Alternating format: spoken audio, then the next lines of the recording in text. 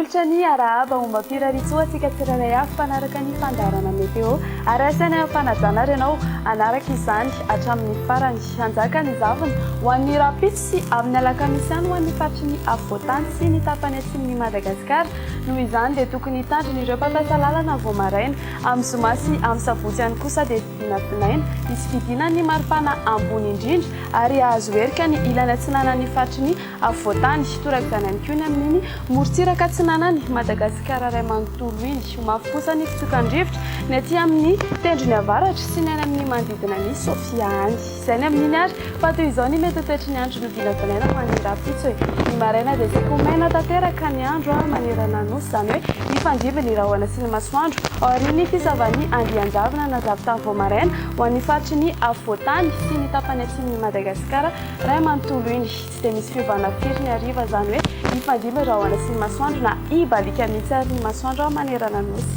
Ny maripana voavinavina ho an'ny rapitso ary ny tombanana ho ambany indrindra dia 5 degré celsius hitantsika aty avakina karatra ho antsika eto Analamanga kosa dia eo amin'ny 10 degré celsius eo ary 6 degré celsius kosa ho anareo any Fianaratsoa any. Raha ny morontsiraka kosa dia manodidina ny 12 ka hatramin'ny 20 degré celsius. Ny maripana ambony indrindra kosa indray dia hitantsika aty amin'ny manodidina ny Antsohihy, Maevatanana sy any Morondava izany hoe eo amin'ny 4 degré celsius raha ny faritry ny afovoantany kosa dia manodidina ny 15 ka hatramin'ny 20 degré celsius.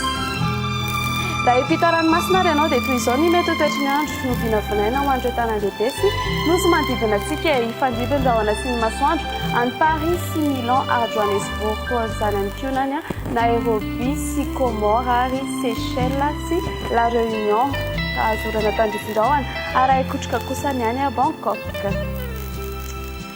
Dia izay sandriary ny masaka azo narosanao tamin'ny ity ality ankasitrahana fiainanao nanaraka ny fandarana hatramin'ny farany veloma tompoko.